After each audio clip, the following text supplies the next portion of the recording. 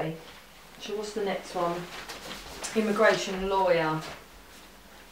So sorry, when Sahil goes, well, you can get me coffee, dinner, I didn't do it for Even the if money. he just says, or you could just get me dinner, you know, and then yeah. you say, and I say, oh, I'm not, okay. dinner, we could go for dinner or a drink, you know, and then you could suggest a coffee shop, and then he comes back with, I know a nice little pub around the corner. Yeah. And then you kind of, okay, almost like, oh, all right, I got your number, all right. And then, like you say, in the pub, that conversation can happen. Yeah. So maybe he orders a drink, he orders a proper drink. Yeah. Right. Yes. So. Should we rub through the lines for the immigration scene and just see how that goes? I think out of all the scenes written, this is the best dialogue-wise. Okay. Because it's quite realistic, isn't it? Yeah. Okay, so... So instructions, Sahil gets a call from his immigration lawyer. Actually, you want to read it? Because it's more... Yeah. Okay, so he'll get a call from his immigration lawyer. He goes to his or her office and gets the news that after 6 years of waiting, his asylum claim and appeal is rejected by the Home Office. So he'll asks the lawyer, is there any chance to appeal against their decision? The lawyer responds, another appeal will cost at least £3,000 and the chances of success is very narrow. Sahil feels frustrated and stressed. He checks his pocket, puts £25 on the lawyer's table and says, that's all I've got. Sahil leaves the office and says, just forget it. You see, just to justify why I have written it this way and the fact, the silly thing of putting 20 or 25 pound on the table. I like that. Leaving, because it's, you know, I was telling Daniela the other day as well, Sunday, that I'm not trying to say that we have a better culture or we have a better national character, but to be honest, every nation has a certain character. Like Italians are known as a nation for certain qualities, you see, and those qualities are unfortunately, sadly, sometimes negative as well, like mafia. I'm not, you know, I'm not saying every Italian is a gangster, but Daniela is. I am. Yeah. in the world, like honestly, especially people who have not studied a lot about Italy, but they have seen a film, let's say Godfather and all that. Yeah. So as soon as you say I'm Italian, they think somehow There's a perception, definitely. there's It's a like perception with English, that we this love guy, to queue.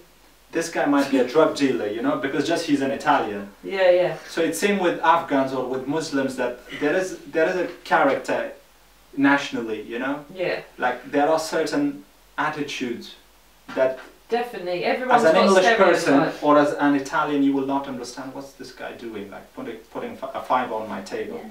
No, but I think I mean, it's a good gesture. No, I mean, I like that really scene nice of putting the money on, so let's go. And I think even if you take, so you say, okay, so you stand up and you take £20 out, and then you go to your back pocket, £5, and then you start emptying your change. Do you know what I mean? You start putting pounds, 2p's, and you say, so what can I get for that? You know, or that's all I've got. I like that. I think what I said to you before was, you know, when you get frustrated at the end and you say, just forget it, I don't think that line's a good idea, because I think to build you know, you want to be the victim. That character wants to be the victim in this film. We want the viewers to feel sorry for him. And if he then gets assertive and strong at the end and says, do you know what, just forget it, that all of that pity that people have felt for him disappears. That's a good point.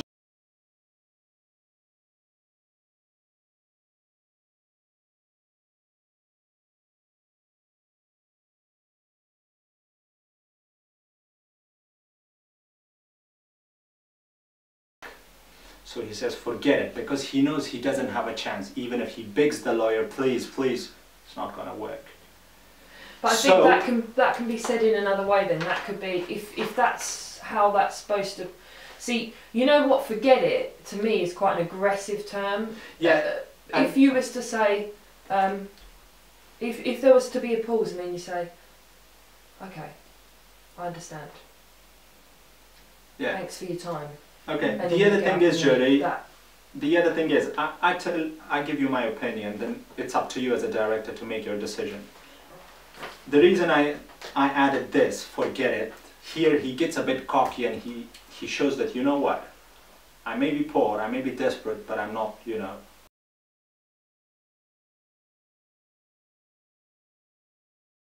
The fact that I have added things like he drinks as a Muslim while he's not supposed to. Or he gets a bit cocky here with the lawyer and aggressive. I have added these things so that the film doesn't look like, oh, here's a poor Afghan guy, everyone should cry for him, because like a typical Mr. Bean movie, everything goes wrong in this guy's life. He gets rejected by the lawyer and the Home Office. His family life is in a disaster. His personal life and love life is not going anywhere according to the plan.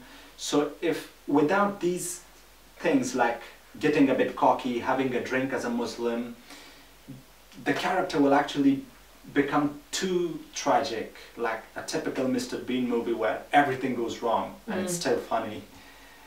So that's my way of dealing with it.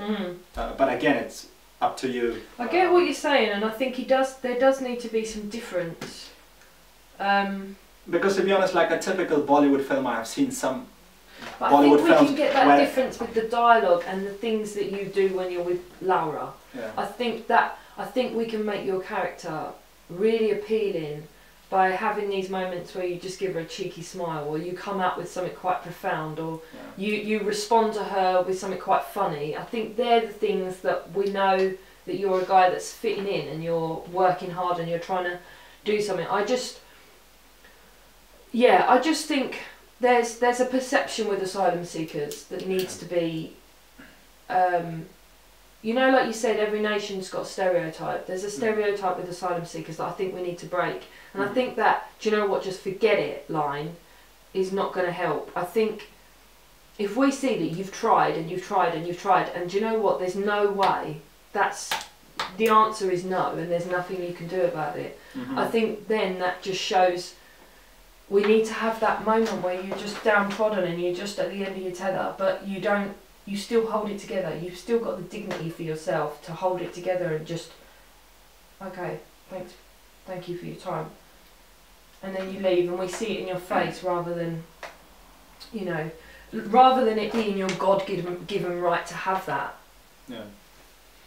Yeah. I mean, yeah, I do agree with you, but I think it's better that you think about it and then decide, should we remove that or still keep it? I feel we should still keep it, but if you think it's a bit too cocky, then yeah. What do you think? Remove it. I don't think it's, cocky, to be honest. It's just, you know, it's more like, it's all I've got. I'm trying hard in life. And it's all I've got, but you know what, forget it. Yeah.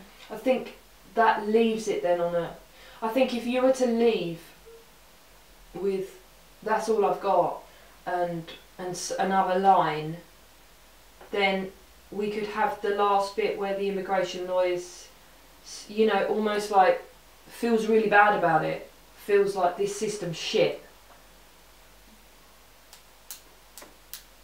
But it's like, if you're trying to help someone, say you're trying to help someone and you just can't, it doesn't matter how many times you try, you can't help them.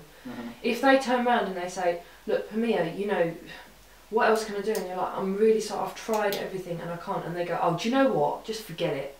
That's going to make you feel like shit. It's not their fault. Yeah. Whereas if they leave and they say, well, you know, listen, Pameer, I really appreciate everything you've done for me. Thanks. Then that last feeling that you get for that person is nothing but, I wish I could have helped them.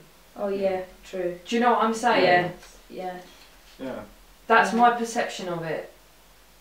But we can play around with it and we can just see how it looks and how it feels at the time. Okay. Yeah. Alright. Yeah, because that would definitely give the idea that he's a nice person. You know.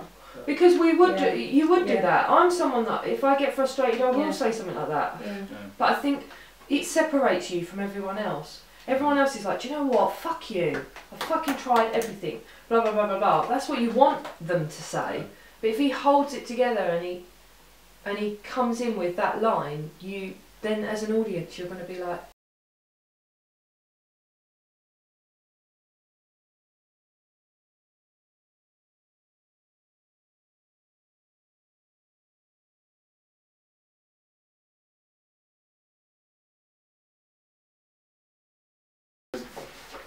Yeah, is that on? Yeah. Oh, is it? Again.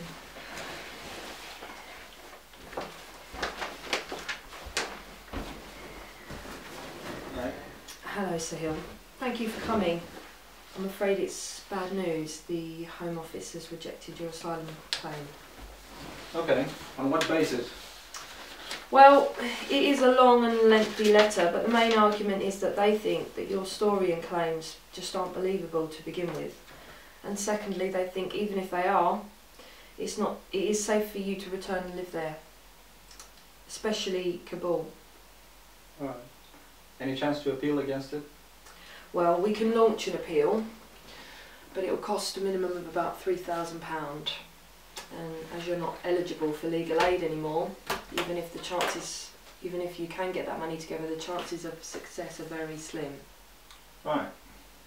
Okay.